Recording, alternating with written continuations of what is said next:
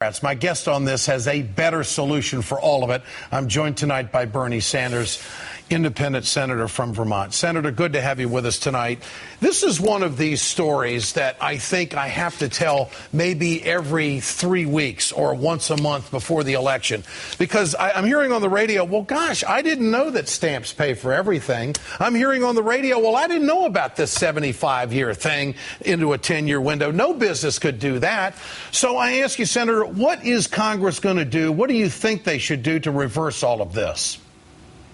Well, there's a lot we should do. The original plan, as you indicated, Ed, that came from the Postmaster General, would have shut down 3,700 rural post offices, which would have been devastating to rural America. I mean, many small towns exist around their post office. So it really would have been a terrible thing.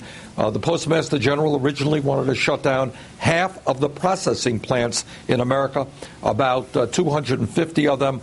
All told, he wanted to shrink the workforce by over 200,000 workers in the middle of the worst economic downturn since the Great Depression, wanted to end Saturday mail delivery, wanted to slow down mail delivery standards. Yeah. What happened is Senators Lieberman and Carper introduced a bill that certainly was a heck of a lot better than what the Postmaster General had proposed. In my view, it did not go far enough. I brought together 24 members of the Senate.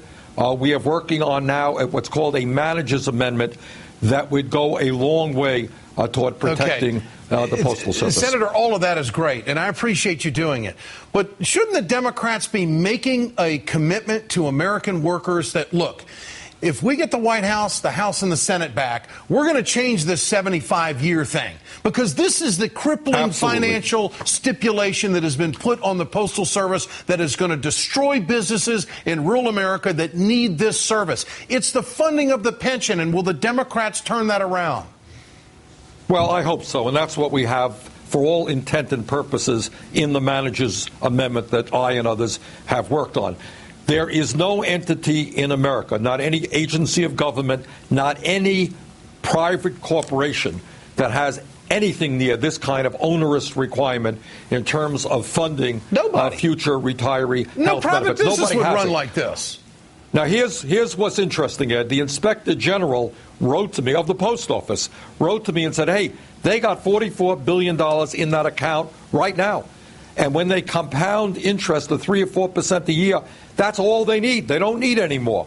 So you're absolutely right that one of the important steps forward is to end this $5.5 billion every single year. Yeah. But the second thing we have to do is we have to give the post office a lot more freedom and flexibility to go out and bring in new revenue.